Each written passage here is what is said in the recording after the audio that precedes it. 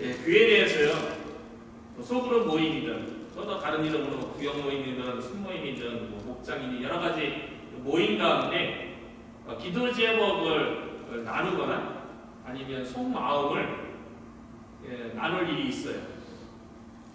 그때에 내 속마음을 이렇게 나누고자 할 때 그것이 기쁜 일뿐만 아니라 특별히 슬프고 안 좋은 일을 나누고자 할 때에 들을 만한 사람에게 나눠야 한다는 거예요.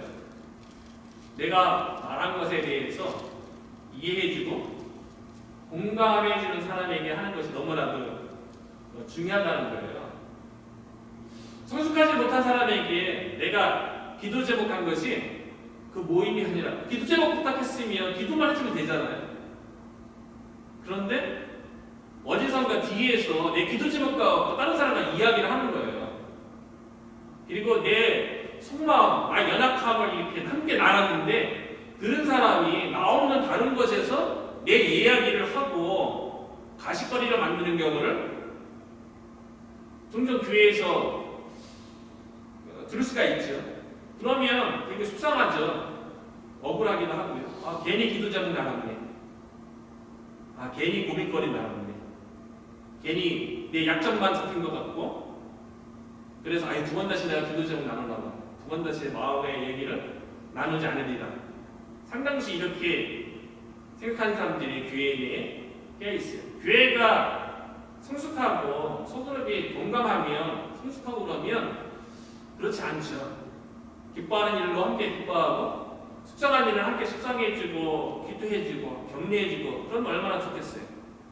그런데 내 속마음 나는 거를 가십거리를 나눠서 상대방을 마음 상하게 하는 그런 일 때문에 소그룹이 끼어지고 교회에서 소그룹 모임을 아예 없애는 그런 교회도 저는 봤어요. 저 개인적으로는 그 대학교 때 어렵게 어머니에게 꺼냈어요. 그 사랑방 공동체에서 기도 제목을 이렇게 나누는데 어머니에 대한 기도 부탁을 처음으로 한 거예요. 몇 년 동안 얘기 안 했어요. 누구한테도 원래 얘기 안 해요.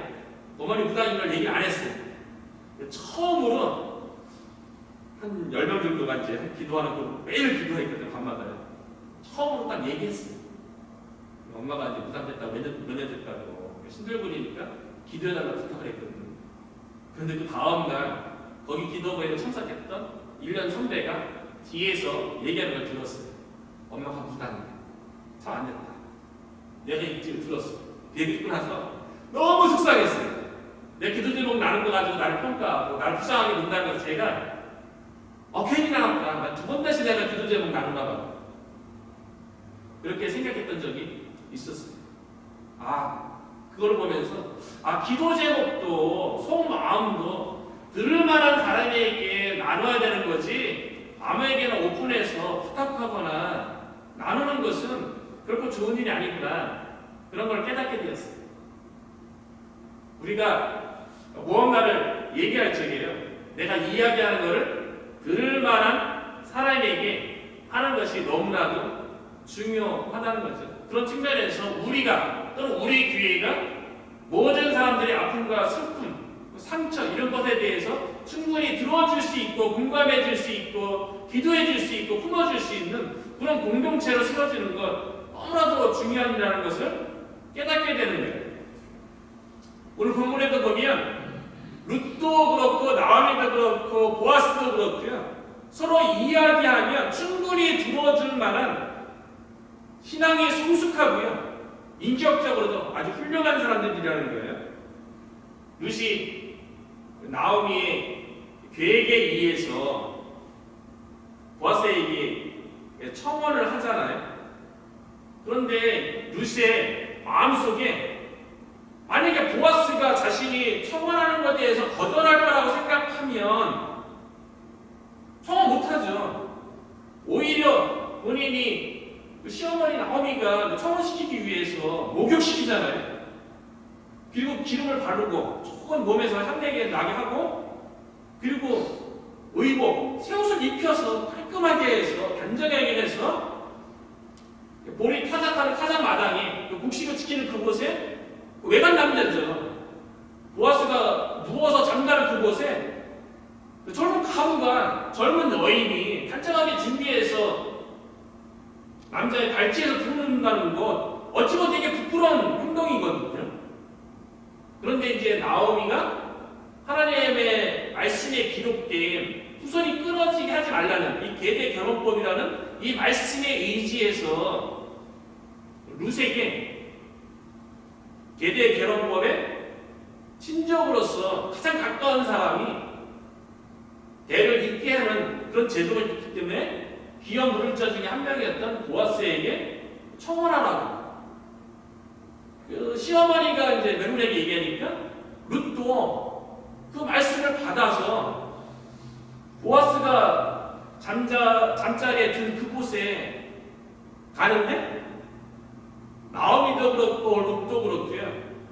이 하나님의 말씀에 근거한 후손을 잇게 하는 이 계대 결혼법에 의지해서 청혼을 하면 나호스의 마음에도 보아스는 들어줄 만한 신앙과 인격이 된다는 것을 믿은 거예요.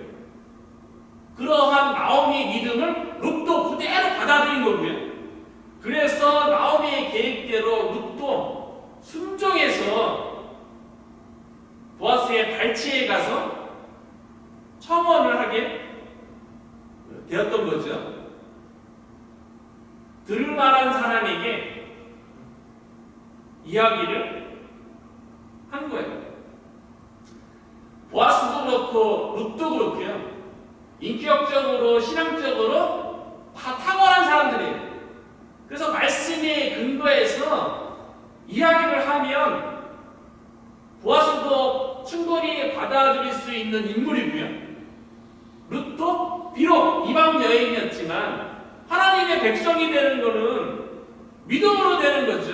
유대인들은 혈통으로 된다고 스스로 선민의식에 빠져 있지만 하나님의 백성이 되는 길은 혈통으로 되는 것이 아니라 믿음으로 된다는 것을 나오미도 믿었고 룻도 그렇게 믿음을 받아들였고 보아스도 그렇게 받아들였기 때문에 룻의 청혼을 거절하지 않은 거예요. 룻은 모압 여인이잖아요. 이방 여인인데 어떻게 이스라엘의 율법에 후손을 잇는 그 거룩한 일에 룻이 참여할 수 있어요. 근데 결국엔 다 참여했거든요. 이런 걸 보면 나오미도 그렇고 룻도 그렇고 보아스도 아주 신앙이 탁월한 인물이라는 것을 서로 말씀에 근거해서 이야기하면 받아들일 준비가 돼 있는 그런 인물이라는 것을 우리가 알 수가 있어요. 그래서 이 보아스에 대해서 성경은 뭐라고 기록했냐면 룻기 2장 1절에 보아스를 뭐라고 기록했습니까? 베들레헴의 유력한 자라고 소개했죠. 그리고 우리가 오늘 본문 11절에 보면 또 보아스에 의해서 룻이 이 베들레헴 성읍 내에서 어떻게 평가되는 여인이라고 얘기하냐면 내가 현숙한 여자인 줄을 나의 성읍 백성이 다 아느니라. 보아스에 대해서 성경은 유력한 자라고 얘기하고요. 보아스에 의해서 룻은 자신뿐만 아니라 베들레헴 성읍에 있는 모든 백성이 현숙한 여인이라고 인정한다는 거예요. 그런데 재밌는 거는요. 유력한 자, 현숙한 자. 유력하다는 히브리어하고요. 현숙하다는 히브리어가 하엘이라는 동일한 단어로 쓰였다는 거예요. 의무는 힘이 센, 탁월한, 유능한 이런 의미를 가진 동일한 히브리어 하엘이 쓰였는데요. 보아스에게는 유력한 자로 번역한 거고요. 룻에게는 현숙한 여인이라고 번역을 했다는 거예요. 히브리어가 같으니까요. 보아스의 믿음하고요. 룻의 믿음이 동등한 탁월한 믿음을 가진 그런 인물이라는 거예요. 누가 더 믿음이 탁월하고 누구를 믿음이 없고 이런 차원이 아니고요. 보아스도 하나님의 말씀에 근거해서 살고 룻도 하나님의 말씀에 근거해서 믿음으로 사는 둘 다 탁월한 인물이었기 때문에 세상적인 눈으로 보면 좀 부끄러운 내용 아니에요. 여인이 단정해갖고 오늘날로 치면 꽃뱀이라고 얘기하죠. 남자 꼬시는 것 같은 그런 이야기를 룻이 만들어내고 있잖아요. 근데 그런 게 아니라는 거죠. 룻은 하나님의 말씀에 의해서 믿음으로 행한 거고, 보아스도 룻의 행위에 대해서 그 행위가 부끄러운 행위가 아니라 말씀의 근거에서 믿음으로 청혼한다는 것을 보아스를 받아들이는 거예요. 그러니까 성경에서 보아스는 유력한 자, 룻은 현숙한 여인이라고 소개하는 거예요. 현숙한 여인. 어디서 많이 들어본 단어 아닙니까? 이 현숙한 여인이라는 이 단어가 어디라 합니까? 자막 31장 마지막 장에 이 현숙한 여인이 어떠한 여인인지 구체적으로 기록되어 있어요.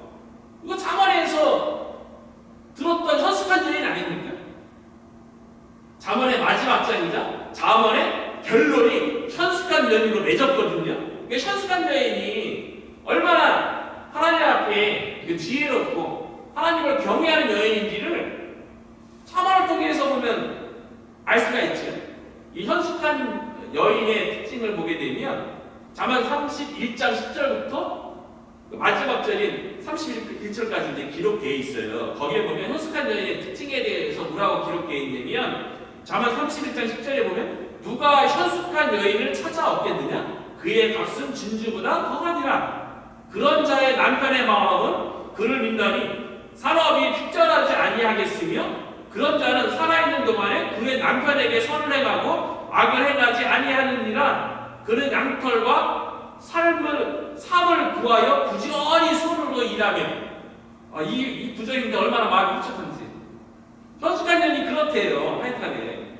그래서 현숙한 여인은 부지런히 손으로 일해가지고요. 그 다음에 요약을 하면 어떤 내용이 기록되어 있냐면 그 잠언 31장에 보면 집안의 사업인 무역업을 일으킨대. 이 여인 때문에 집안의 사업을 일으키고요. 그 집안의 경제도 적극적으로 참여해서 일으키고요. 그리고 남편이 사회에서 성공하도록 내조한대요. 그리고 주변에 공부하고 궁핍한 자가 있으면 돕는데요. 그래서 이 현숙한 여인은요, 자식들에게는 감사하다고 여기고 남편은 아내를 칭송한대요. 근데 그렇게 현숙한 여인으로서 이렇게 구체적인 행동을 할 수 있는 이유에 대해서 성경은요, 하나님을 경외하는 자이기 때문에 그렇대요. 그래서 30절에 보면 고운 것도 거짓되고 아름다운 것도 헛되나 오직 여호와를 경외하는 여자는 칭찬을 받을 것이라. 현숙한 여인은요, 결국 여호와를 경외하는 여인이라는 거예요.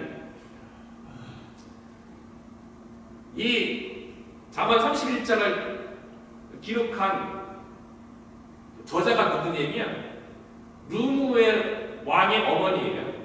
그 어머니가 아들 왕에게 여인 선택할 적에 30절에 나와 있는 것처럼 고운 것 보지 말고 고운 것은 거짓되고 아름다운 것 헛되니까 그런 거 보지 말고 오직 여호와를 경외하는 여인을 주위에서 지혜롭게 선택하라고 분별하라고 훈계하는 내용으로 기록된 거예요. 그런데 이 현숙한 여인 들으면 여자 손들이 막 부담되잖아요.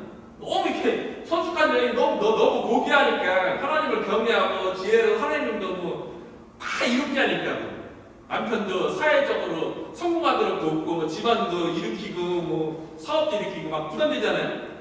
그런데 서두에 얘기한 것처럼 현숙한 여인하고 유력한 자 똑같은 단어 히브리어 하일이 쓰였다는 거예요. 그러니까 여자 성도에게만 현숙한 여인의 구체적인 행위를 요구하는 것이 아니고요.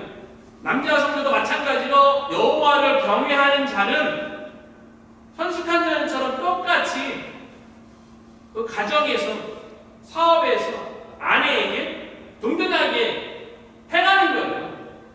같다는 거예요. 룻하고 보아스도 똑같은 거예요. 현숙한 여인하고 유력한 자가 똑같은 거예요. 남자 성도도 그러니까 부담감 가져야죠. 현숙한 여인처럼 여호와를 경외함으로 모든 사람에게 선을 행하고 유익게 하는 그런 하나님의 지혜를 가진 사람이 되어야 한다는 거죠. 보아스가요, 룻을 보았는데 룻은 현숙한 여인으로 누구의 왕의 어머니가 아들에게 훈계한 것처럼 모든 여인들을 분별해서 여호와를 경외하는 자로서 인격적으로 훌륭하고 믿음이 탁월한 현숙한 여인으로 룻을 봤다는 것입니다. 보아스도 대단하고요. 룻도 참 믿음에 있어서 영적으로 상당히 탁월하다는 것을 볼 수가 있어요. 보아스가 육신의 눈으로 또는 세상의 눈으로 룻을 바라봤다면요, 룻은 어떤 여인입니까? 모압 여인으로서 이방 여인이죠. 젊은 가부죠. 가난한 여인이죠. 신분이 비천하죠. 그런데 믿음의 눈으로 보니까 현숙한 여인으로 보였던 겁니다. 그래서 10절과 11절에 언급한 거예요. 그가 이르되 내 딸아, 나이 차이 많이 나죠. 시어머니도 내 딸아 얘기하잖아요. 여호와께서 내게 복 주시기를 원하노라. 룻에 대해서, 룻의 청혼한 행위에 대해서 축복하잖아요. 다 아는 거예요. 영적으로 이것이 말씀에 의해서 계대 결혼법에 의해서 가까운 친척 중에 후손을 이어주고 땅을 되찾아주는, 회복시켜주는 그런 귀한 물을자 중에 나를 하나로 보고 나에게 청혼하고 있구나라는 것을 보아스는 알고 있는 거죠. 동네에서 뭐 같이 사는, 이전에 모압에 그 나오미 가족이 내려오기 전에 그전부터 다 알았겠죠. 충분히 다 이해하는 룻의 청원이었던 거죠. 그래서 룻의 청원에 대해서 축복하고요. 내가 가난하건 부하건 젊은 자를 따르지 아니하였으니 내가 베푼 이래가 처음보다 나중에 더하도다. 그리고 이제 내 딸아, 두려워하지 말라. 내가 내 말대로 내게 다 행하리라. 내가 현숙한 여자인 줄 나의 성읍 백성이 다 아느니라. 보아스가 룻을 현숙한 여인으로 보고 있어요. 그러면서 룻이 왜 현숙한 여인인지에 대해서 얘기했죠. 룻이 젊은 가부예요. 그런데 이 룻이 내가 가난하건 부하건 젊은 자를 따르지 아니하였으니, 삶의 기준이 다른 거죠. 젊은 가부가 새롭게 재혼을 하게 되면 젊은 가부가 자기 남편감을 찾을 때 어떤 기준으로 찾아야겠어요? 부하건 젊은 자를 따르지 않았대요. 당연히 젊은 가부로서 세상의 기준에 의하면, 육신의 정욕에 의하면 부하고 부자이고 젊고 건강한 남자를 따르려고 하겠죠. 믿음의 기준으로 룻을 보아스가 현숙한 여인으로 보는 것처럼 룻도 보면 세상적인 기준으로 남편감을 찾으러 보아스에게 온 게 아니잖아요. 부하건 젊은 자를 따르지 아니었다고 얘기하니까요. 그러니까 보았었던 룻이들은 삶의 기준이 이미 달라요. 세상 사람들의 기준이 아니고 육신의 정욕의 기준이 아니고 하나님의 말씀이 기준인 거예요.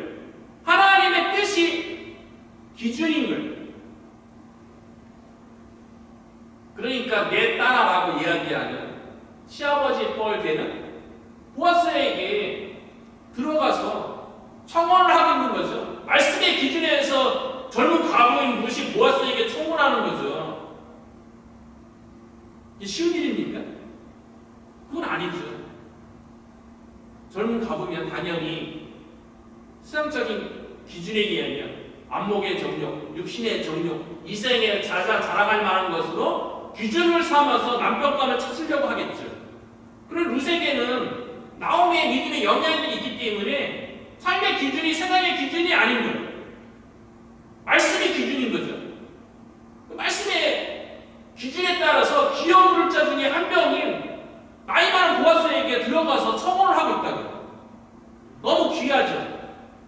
오늘날에 대부분 안목의 정욕, 육신의 정욕, 이생의 자랑, 이것을 기준으로 우리가 어떤 일을 선택하고 그러지 않습니까? 않습니까? 누가 말씀의 기준에 의해서 자신의 삶을 결정하려고 합니까? 그런데 룻은 하나님의 말씀에 의해서 자기 인생 전체를 걸고, 그것도 생명을 거는 일이죠. 잘못해서 누군가에게 발각되면 노래받아 죽을 그런 행위를 하고 있는데요.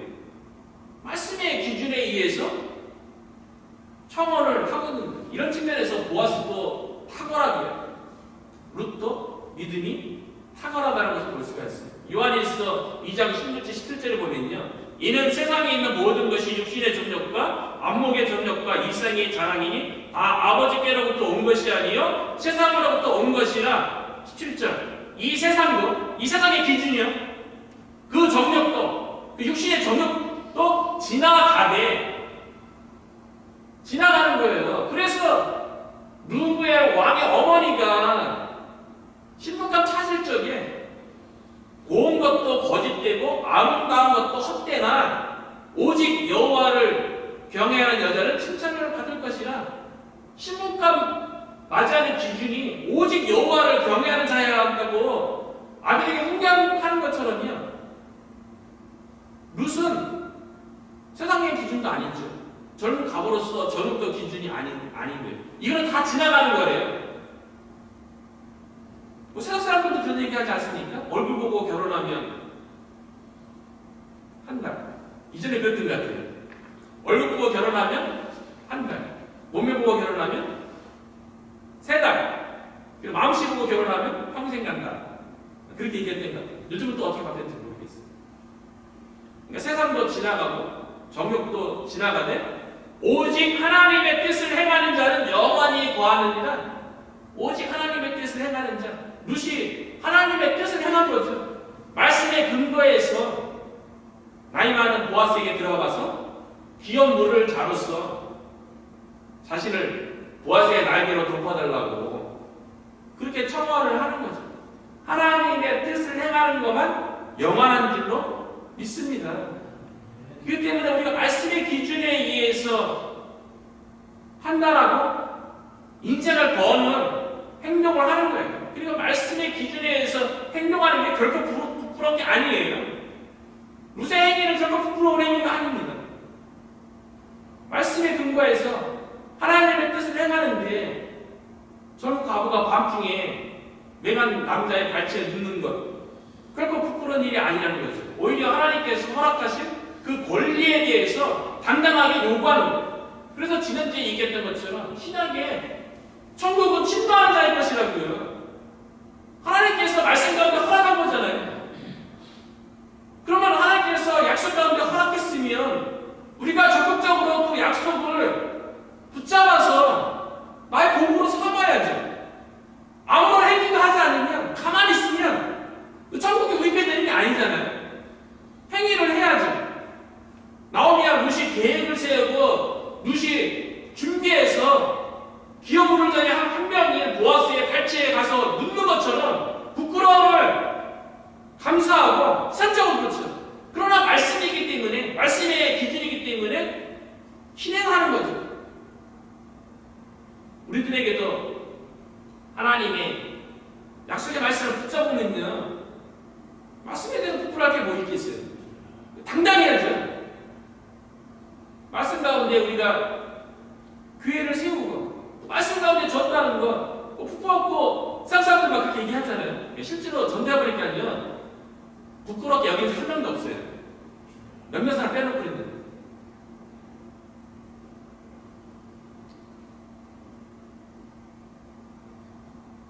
룻이 현숙한 여인임을요, 세상의 기준이 아닌 말씀의 기준에 의해서 보아스에게 청원할 뿐만 아니라 이 보아스의 이야기에 보면 10절에 보면 이렇게 얘기해요. 내가 베푼 인애가 처음보다 나중이 더하더라. 룻이 현숙한 여인일 뿐만 아니라요, 그래서 말씀의 기준을 삼아서 자신에게 청원할 뿐만 아니라 보아스가 이야기하기를 내가 베푼 인애, 여기서 이야기하는 인애는요 히브리어로 헤세드 많이 듣는 얘기 아닙니까? 신약의 아가페와 같은 거죠. 구약의 하나님의 사랑이 헤세드예요. 이 헤세드가 번역되기를 인애로 번역되기도 하고 인자로, 자비로, 긍휼로 번역되는데 오늘 본문에서는 인애로 번역이 되었어요. 그러니까 이 인애는요, 하나님의 변함없는 사랑, 하나님의 포기하지 않는 사랑을 이야기하는 거예요. 그러니까 무슨 하나님의 변함없는 사랑을 경험한 자가 베푸는 거예요.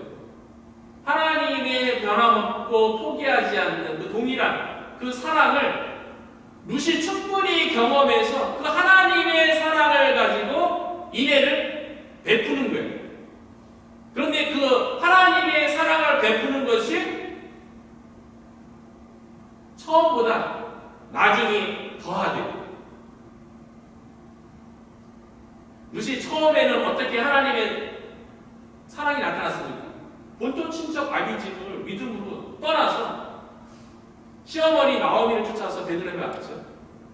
그리고 나중 사랑은요, 나중 인애는요, 베들레헴에 와서 들녘에 나가서 아침부터 저녁 늦게까지 이삭을 주어서 시어머니를 사랑과 헌신을 섬기는 이 행위가 변함이 없었고요.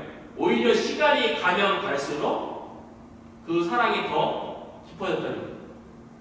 신앙생활의 모델 아닙니까? 우리가 예수님을 믿고 신앙생활을 하게 되면 에베소 교회의 책망이 너희가 처음 사랑을 버렸다고 얘기하잖아요. 그렇기 때문에 그 처음 사랑이 어디서 버려졌는지 그걸 찾으라고 얘기하잖아요. 왜냐하면 신앙이라는 것은, 하나님에 대한 사랑이라는 것은 처음에는 가장 뜨겁고요, 시간이 가면 갈수록 식어지는 거죠. 그래서 내용은 없어지고 형식만 남는 게 일반적인 신앙생활의 모습인데 룻은 그렇지 않았다는 거예요. 베푼 인애가 처음보다 나중에 더했대요. 믿음이 더 좋아진 거예요. 하나님에 대한 사랑이 더 깊어진 거예요. 우리가 룻과 같은 그런 믿음, 그런 사랑의 모습이 되었으면 좋겠어요. 시간이 지나면 지날수록 더해지는 저와 여러분이 되시기를 주님의 이름으로 축원합니다. 이제 룻이 보아스의 발치에서 청혼을 했어요. 보아스가 대답을 해야죠. 그런데 둘 다 영적으로 탁월한 수준에 있으니까요, 아주 보아스가 인격적으로 아주 훌륭하게, 그러면서도 신중하게 대답하는 것을 볼 수가 있어요. 상황은 쉬운 게 아니죠. 한밤중에 젊은 여인이 내가 잠자리 하고 있는 발치에 좀 누워 있어요. 오늘날 같으면 큰일 나죠. 한밤중에 아무도 보지 않는 한 타작마당에 한쪽에 남자가 자고 있는데 젊은 여인이 옆에 있는 거예요. 그러니까 결혼하지 않은 남자와 여자가 한 자리에 같이 좀 들어누워 있다는 거죠. 충분히 남자 입장에서는 감정적으로 동화할 수 있죠. 믿음의 사람이 아니라면 육신적인 유혹을 충분히 받을 만한 그런 상황인 거죠. 그런데 보아스는 말씀의 사람이었고요, 믿음의 사람이었어요. 자신에게 지금 이루어지는 이런 그 청혼 문제에 대해서 자신의 감정으로 해결하려고 하지 않고요, 자신의 육신의 정욕대로 해결하려고 하지 않고요, 신중하게 이 청혼 문제를 접근하는 걸 볼 수가 있어요. 왜냐하면 보아스가 그 나오미의 귀한 물을자 중에 한 명인 것은 맞는데요, 그러면 그 말씀을 이루려면 신중하게 하나님의 말씀에 의해서, 말씀의 절차에 따라서 이 꿈이 이루어져야 되는 거죠. 지금 당장 내 옆에 젊은 여인이 있다고 해서, 감정이 동한다고 해서, 육신의 정력이 올라온다고 해서 잘못 행하면 하나님의 말씀이, 하나님의 말씀에게 성취될 수 없다는 거죠. 그래서 보아스는 신중한 사람이기 때문에요, 자기 감정대로 행하지 않는 거예요. 육신의 저녁대로 행하지 않는 거예요.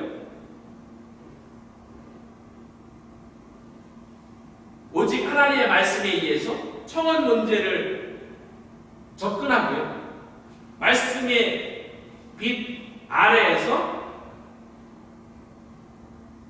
자신의 문제를 지혜롭게 해결하려고 하죠. 그래서 12절에 보면요. 참으로 나는 기업을 물을 자이나 기업 물을 자로서 나보다 더 가까운 사람이 있으니. 보아스가 딱 보니까요. 이 점도 다 알으셨던 것 같아요. 보아스가 기업 물을 자 중에 한 명이에요. 그럼에도 불구하고 나오미가 아마 신앙의 인격이라든가 인품, 내가 소대에게 얘기한 것처럼 누군가에게 얘기했을 때 받을 만한 성분이나 인격이 되니까 얘기한 거죠. 그런데 보아스보다 더 가까운 친척이 있어요. 근데 그 친척에도 요구한 게 아니라 보아스에게 요구했잖아요. 근데 나오미의 마음속에도 믿음 가운데 첫 번째 그 사람은 기업 말을 자 중에 가장 가깝다 할지라도 그걸 받을 만한 인격과 믿음이 안 된다는 걸 이미 판단한 거예요. 그래서 보아스가요, 자신에게 청혼하지만 자신보다 더 가까운 친척이 있는 거예요. 너무 중요한 거죠. 보아스가 취해도 되죠. 기업을 자 중에 1순위잖아요. 그리고 1순위한테 얘기하면 되죠. 이 여인이 나한테 밤에 이렇게 적들 와서 나에게 청혼했다. 정당성을 자기가 해명하고 변명하고 그럴 수 있죠. 그런데 하나님의 꿈은요, 하나님의 말씀은 그렇게 인간적인 감정과 인간적인 생각에 의해서 하나님의 말씀이 이루어져서는 안 된다는 거예요. 보아스는 그것이 너무나도 마음 가운데 있기 때문에 말씀에 의해서 젊은 여인 룻도 보호하고요. 하나님께서 계대 결혼법이라는 말씀을 주신 것도 말씀의 빛 안에서 순전하게 이루어지기를 원했다는 거예요. 우리들은 문제 앞에 놓였을 적에 우리는 어떻게 행동합니까? 우리는 어떻게 결정합니까? 하나님의 말씀에 의해서 하나님의 빛 아래에서 순전하게 신중하게 그 문제를 접근하고 있습니까? 어쩌면 때로는 우리가 감정이 앞서서 우리의 생각이 앞서서 우리의 경험이 앞서서 하나님의 말씀을 이루어가는 과정 가운데 그릇되게 하는 행동은 없습니까? 보아스처럼요, 말씀의 빛 아래에서 서두르지 아니하고 신중하게 하나님의 말씀을 이루어갈 수 있는 저와 여러분이 되시기를 주의 이름으로 축원합니다. 말씀의 빛 아래에서 하나님의 꿈을, 그 나오미와 룻의 꿈을 성취하기 위해서요, 아주 보아스가 인격적으로 룻에게 아주 배려심 있게 행동하는 것을 볼 수가 있어요. 신앙이 좋은 사람이면 성품도 같이 가는 것 같아요. 신앙은 좋은데 인격은 떨어진다. 성경은 그렇게 얘기하지 않거든요. 신앙이 탁월하면 그 사람의 성품도 함께 탁월한 거예요. 보아스가 말씀의 사람으로서 룻의 청원을 말씀의 근거한 청원을 받아들일 뿐만 아니라 보아스가 행동하는 데 있었어요. 젊은 과부인 룻에 대해서 아주 세심하게 배려하는 것을 볼 수가 있어요. 그래서 13절과 14절에 보면요, 이 밤에 여기서 머물라. 이미 청혼을 했어요. 룻의 행위는 끝났어요. 청혼을 받아들일지 말지는 이제 보아스에게 넘어갔어요. 그런데 보아스가 이 룻에게요, 이 밤에 여기서 머물라. 왜냐하면 룻을 배려해요. 젊은 가부가 들녘에서 혼자 있으면 안 좋은 일 생길 수도 있잖아요. 위험하잖아요. 그러니까 보호하려는 생각이 있는 거죠. 그래서 아침까지 누워 있을지니라. 딴 데 가지 말고 안전한 이곳에서 내가 너를 보호할 테니 이곳에서 아침까지 누워 있으라. 이렇게 얘기하면서요, 14절에 이렇게 얘기합니다.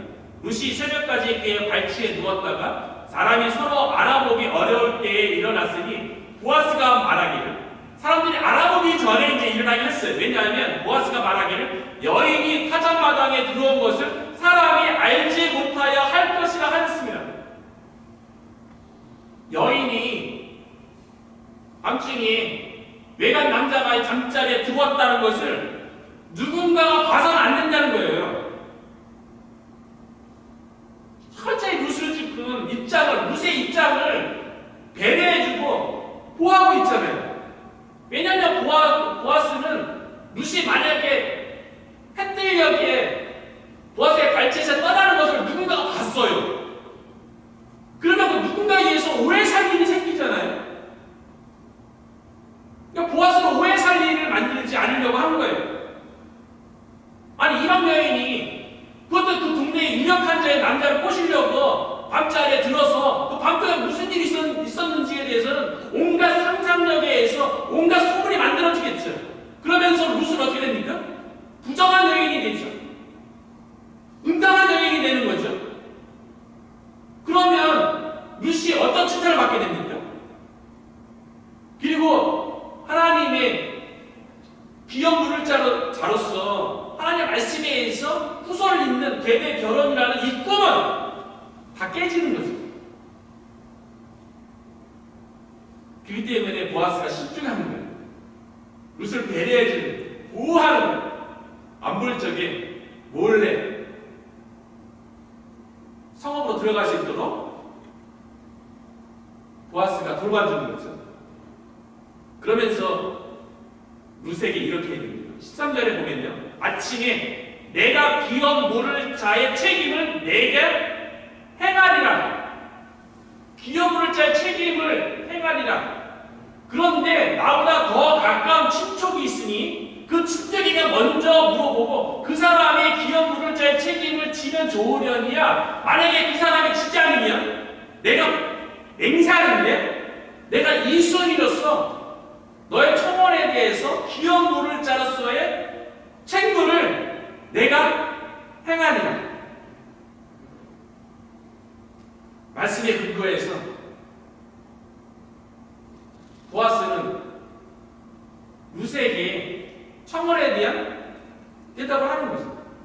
나오미도 그렇고 룻도 그렇고 보아스도 참으로 이렇게 말씀에 대해서 말씀이 확실히 있으니까 그렇게 얘기하는 거죠. 인간적인 이성과 감정에 의해서 틀어뜨리지 않냐고 오직 말씀의 빛 아래서만 이 꿈이 진행되어지는 걸 보면 우리가 꿈을 꾸죠. 그런데 우리의 욕심과 우리의 생각과 이런 것이 앞서는 것이 아니라 말씀의 빛 아래서 신중하게 행하고 행하시는 일은 하나님께서 이끌어가도록 맡기는 게 중요하다는 거예요. 그래서요. 이제 보아스가 룻을 이제 성읍으로 보내는데 증표를 줘요. 내가 기업 물을 자의 책임을 실행할 건데 너에게 약속한 것에 대해서 내가 실행할 것에 대해서 증표를 주는데요. 15절에 보면 보아스가 이르되 내 겉옷을 가져다가 그것을 펴서 잡으라 하매 그것을 펴서 잡으니 보리를 6번 대어 룻에게 쥐어주고 성읍으로 들어가니라. 룻에게는요 머리를 6번 대어서 쥐어져서 보내요. 그러니까 보아스는 자신의 말이, 자신의 약속이 헛된 것이 아니라 내가 증표로서 머리를 6번 대어서 너에게 쥐어준 것처럼 내가 반드시 실행하겠다는 거예요. 6번 대어준 거는요 6번 대어졌다. 근데 이게 얼마나 양이 되는가? 이걸 6번 데워졌다는 거를 한 번 데워졌다는 거를 한 호멜로 해서 6번 데워준 것은 한 양이 7.6리터 정도 된다고 해석을 해요. 그런데 여기서 중요한 것은요. 얼마만큼의 양을 보리를 많이 줬냐 적당히 줬냐 이게 중요한 것이 아니라 성경은 6번 데워졌다는 게 중요한 거예요. 6번 데워졌다는 거예요. 이 계된 결혼에 대해서 룻이 계획한 게 아니거든요. 룻은 모함 여인으로 율법에는 잘 몰라요. 정통하지 못하죠. 익숙하지도 못하죠. 그 계대 결혼법에 대해서 율법에 기록된 이 계대 결혼법에 대해서 익숙한 사람은 나옴인 거예요. 보아스도 이걸 알아요. 율법에 정통하고 익숙한 사람은 나옴이기 때문에 나오미가 개입해서 룻이 자신의 발치에 와서 청혼하고 있다는 것을 보아스가 다 알고 있어요. 그렇기 때문에 머리를 6번 대어줘서 룻을 마음을 안정시킬 뿐만 아니라 이것을 나오미에게 가서 보이라는 거예요. 그래서 17절에 보면요, 나중에 룻이 나오미에 가서 이렇게 얘기해요. 이르되 그가 내게 이 보리를 6번 대어주며 이르기를 빈손으로 내 시어머니에게 가지 말라 하거리다, 이렇게 얘기했단 말이죠. 여기도 보리 6번 대어줬다는 것을 룻이 정확하게 나오미에게 이야기를 해줘요. 나오미는 6번 머리를 대어줬다는 것에 대해서 그것이 무엇을 상징하는지 그 의미를 너무나도 잘 알고 있습니다. 왜냐하면 유대인들은 6일 동안 열심히 수고하고 노력하고 제7일은 뭐합니까? 안식하잖아요. 쉬잖아요. 나오미가 룻에게 뭐라고 얘기했습니까? 내가 너에게 안식할 것을 쳐주겠다고 얘기했어요. 보아스가 룻에게 6번 대어준 거거든요.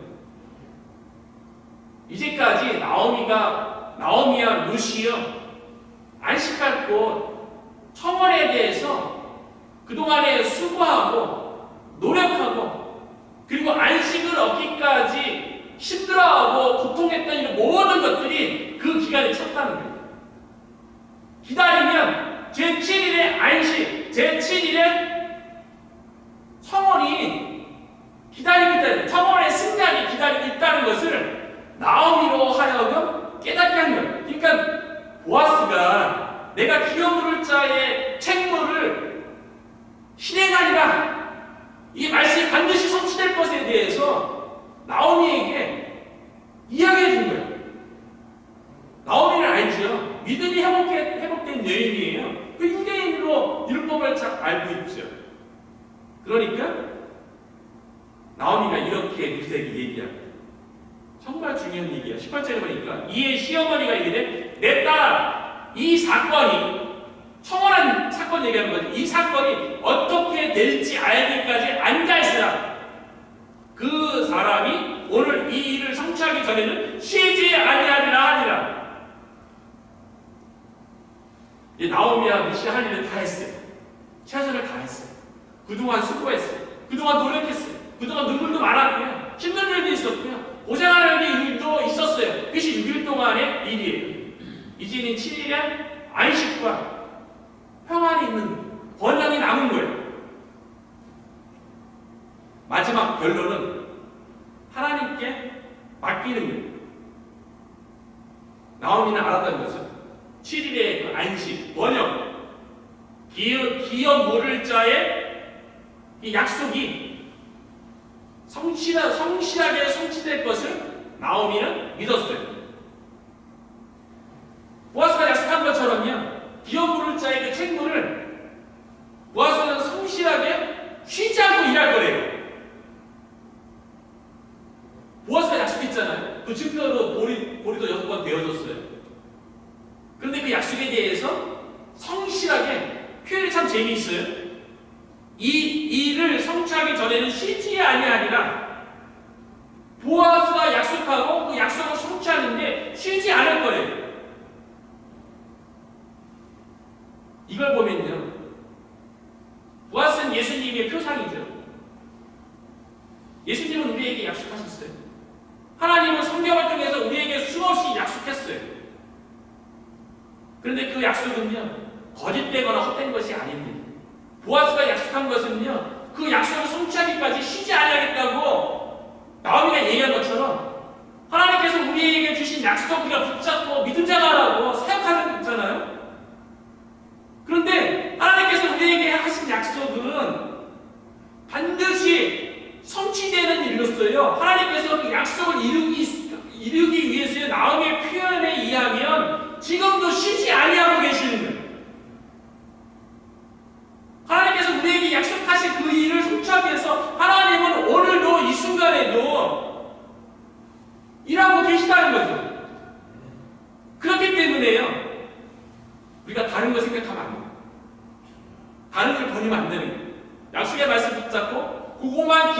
돼요. 말씀에 붙잡고 내가 해야 할 일을 나오냐 무시 다 했어요. 최선을 다했어요. 그리고 그 다음은 하나님께 맡기는 거예요. 하나님께서 일하시는 거예요. 하나님의 약속을 붙잡고 기다리지 못하고 우리는 끊임없이 인간적인 방법을 찾고 사람을 찾고 불안해하고 그러잖아요. 그런데 나오미는 뭐라고 얘기합니까? 루스에게 가만히 앉아있어요. 이제 할 일 다 있으니까 보아스 약속한 것은 보아스가 실행할 거니까 쉬지 않고 실행할 거니까 이제 너는 가만히 있어야지. 너 할 일은 다 있으니까 이제 가만히 있으라는 거예요. 이와 같은 메시지가요. 잠언 16장에도 동일하게 기록되어 있어요. 잠언 16장 6절에 보면 사람의 마음의 경영은 사람에게 있어도 말의 응답은 여호와께로부터 나오느니라. 우리가 마음으로 여러 가지 경영하고 계획을 세우고 일을 하죠. 그래도 응답은 결국 하나로부터 나오는 거예요. 9절에도 보면 사람이 마음으로 자기의 길을 계획할지라도 그의 걸음을 인도하시는 이는 여호와시니라. 우리가 마음으로 여러 가지 길을 계획해서 실행을 하죠. 그 다음에 그걸 인도하시는 분 하나님이라는 거예요. 33절에도 보면 제비는 사람이 뽑으나 모든 일을 작정하기는 여호와께 있느니라. 우리가 할 일이 이게요. 마지막 작정은 여호와께 달렸다는 거예요. 그래서 사도 바울도 일의 결국에 대해서 일의 결국은요. 우리가 할 최선을 다하면 일의 결국은 하나님께 달렸음을 고린도전서 3장 6절에 보면요. 나는 심었고 아볼로는 물을 주었으되 오직 하나님께서 자라나게 하셨다니. 자라나게 하시는 것은 하나님의 영광인 거예요. 우리가 할 일은 심고 물 주는 거예요. 거기까지인 거예요. 또 안 주는 우리가 심지도 않고 물을 주지도 않으면서 하나님께서 자라게 하십시오. 이렇게 할 수는 없는 거죠. 나오미와 루시 청혼할 계획을 세우지 않고 루시 실제로 단정하게 증거해서 보아스의 발치해가는 실행하지 않으면서 하나님의 기업물자에게 말씀의 약속이 있으니까요. 기업물자는 저희 붙여주십시오라고 기도만 하면 안 되는 것과 마찬가지인 거죠. 우리가 할 일은 해야 되는 거예요. 우리는 복음으로 심어야 되고요. 말씀을 이 문구메리카원에서 열심히 심어야 되는 거예요. 열심히 말씀으로 물을 줘야 되는 거예요. 그러면 자라나게 하시는 것은 결국 하나님의 영향에 속한다는 거죠. 이번 주도 하나님 마트에 가서 전도했다고 했잖아요. 전도하면서 느끼는 것은 전도만큼 신앙생활 가운데 하나님이 나와 함께 한다는 것, 강력한 하나님의 인재체요. 전도가 가장 큰 것 같아요. 전도 내 힘으로 이게 쉽지 않은 것 같아요. 그래서 전도하면 하나님이 나와 함께 하시고 하나님의 인재, 하나님이 일하신다는 것을 가장 강력하게 체험하는 신앙인 것 같아요. 여러 가지 기도도 있고 봉사도 있고 하지만 기도가 가장 강력한 영적 체험이라고 저는 믿습니다. 이번 주에 이제 롯데마트 앞에 전도하는데 지난번에 어떤 분이 일 따라줬다 그랬잖아요. 제가 이번 주에는 30분을 벌었어요. 제가 전도하는데 다음부터 이렇게 일단 손이 없으니까 받은다고 안 받았는데 다음번에 옆에 깜짝 놔두면 돈 꽤나 벌겠더라고요. 한 중국 아주머니 오더니까 저에게 20불 전에 줬어요. 그리고 내가 이제 나는 한국의 목사고 전도하는 거다 그러면서 물어봤어요. 예수님을 구세주로 믿냐고 물어봤어요. 자기 교회 다녀요. 교회 다녀서 우리 교회에 도네이션하고 20불 주는 거예요. 그분이. 그리고 또 한 분은 이번에 스페니시 아저씨예요. 저희 원장님은 또 10불을 이번에 10불을 주더라고요. 그러다 똑같이 얘기했어요. 내가 좀 전도하고 있는 거다. 예수님 믿냐? 이번에 예수님 믿냐고 하니까 자기는 카톨릭이라고 얘기합니다. 그래서 예수님 믿으라고 얘기하고 10불을 안 받았어요. 받을 수도 없죠. 이렇게 큰 말 이렇게 붙잡혀 있으니까요. 그리고 이제 게이오스 보고 거기서 또 이제 한인마트에서 전도하는데 신기한 거는 사람들이 한인들은 잘 그러지는 않아요. 제가 인사하잖아요. 한인들은 대부분 다 인사 받아줘. 그리고 어떤 분은 저한테 고맙다고 얘기하고 또 외면하는 사람도 있고요. 그런 사람들은 의외로 그리고 한국 사람 말고 다른 사람들은요. 그 백인이는 뭐 차이니스들이 좀 많은 것 같아요. 스페니시도 많은 것 같아요. 저 전남편 보고서 인사하면서 예수님 들어가니까 한 백인 젊은 아가씨 한 30대 정도 아가씨 가면서 저 보면서 박수 쳐주는 거예요. 어떤 아주머니는 저거 1억 손으로 이런 거 한 두 분 정도가 이러고요. 그리고 한 분은 딱딱 흑인 부부가 저한테 왔어요. 아프리카 왔어요. 그러면서 편말 가장 짧은 거 있고 중간 거 있고 가장 긴 게 있잖아요. 쇼카는 중간 게 가장 좋았어요. 중간 게 이제 God loves you. 하나님 당신을 사랑하십니다. 우리는 예수님이 필요합니다. We need Jesus인데 한 흑인 부부가 저 딱 보더니 막 편말에 We need Jesus 그거를 딱 가리키면서요. 그 흑인 남편이 저한테 그리는 거예요. We confess we need Jesus. 우리는 다 예수님이 필요하다고 고백해야 됩니다. 예수님 믿을 때만 예수님이 필요하다고 고백해야 돼요? 아니죠. 예수님이 우리의 삶 가운데 주인이라면 매 순간 믿음 생활하는 가운데 늘 예수님이 나에게 필요하다고 우리가 고백하는 게 필요하죠. 그래서 내가 예수님 믿냐고 물어봤어요. 보니까 목사님이세요. 흑인 목사님이시고요. 자기 교회 오픈할 거라고 모른다. 그렇게 보면서 사람들이 한국 사람은 그렇게 말을 안 하지만 여기 사람들은 누군가가 전도해주기를 바라는구나. 사람들은 노방전대에서 안 좋게 얘기해 부정적으로 얘기해 막 하지만 마음속에서는 누군가가 전도해줬으면 좋겠다라고 그런 것 같아요. 영적으로 그렇죠. 목요일날 요즘 묵기를 묵상하고 그리고 전도하셨는지 모르는데 목요일날 새벽기도 가기 전에 잠이 딱 깼는데 특별하게 꿈을 믿거나 음성 이런 거 잘 이렇게 안 듣고 잘 얘기도 안 하고 특별히 음력 부여서 막 붙잡거나 그러지 않는데 목요일날 새벽기도 가기 전에 딱 깼는데 교회 부흥회나 이런 거에 대해서 약간 좀 이렇게 고민이 됐던 거예요. 아니요, 깬 것 같기도 하고 안 깬 것 같기도 하고. 그런데 누군가의 음성이 들려왔어요. 열심히 하면 교회는 성장해요. 나는 교회가 성장하고 앉는 거 이런 거에 대해서 내가 지금 하는 행위에 대해서 나는 만약에 실질적으로 예수님의 음성이 들려준다면 저에 대해서 막 나무라고 책망하고 너 왜 이렇게 하냐? 왜 이렇게 못해? 이렇게밖에 못해? 혼낼 줄 알았어요. 누군가의 음성에 저는 예수님 같아요. 열심히 하네. 그러면 교회는 성장한다고 그렇게 저를 위로하는 음성을 들으셨어요. 의외죠. 오히려 위로하고 격려하고 힘을 주시고 나오미와 룻처럼 말씀에 근거해서 꿈을 꾸고 실행을 하고 자신이 할 일을 최선으로 다 한 다음에 일의 결국 누구한테 맡기는 거예요? 하나님께 맡기면 하나님께서 이 일을 성취하시기까지 쉬지 아니하시리라. 일의 결국은 하나님께 맡기는 거죠. 앞으로 이번 주면 이제 데일라이트 세이빙 타임이 이제 시작되는데 더 많은 시간에 바깥에 나가서 전도해야겠다 그런 생각을 해봅니다. 우리가 최선을 다하고 하나님께 맡기면 우리의 삶 가운데 좋은 열매를 결실을 가져오게 할 줄로 믿습니다.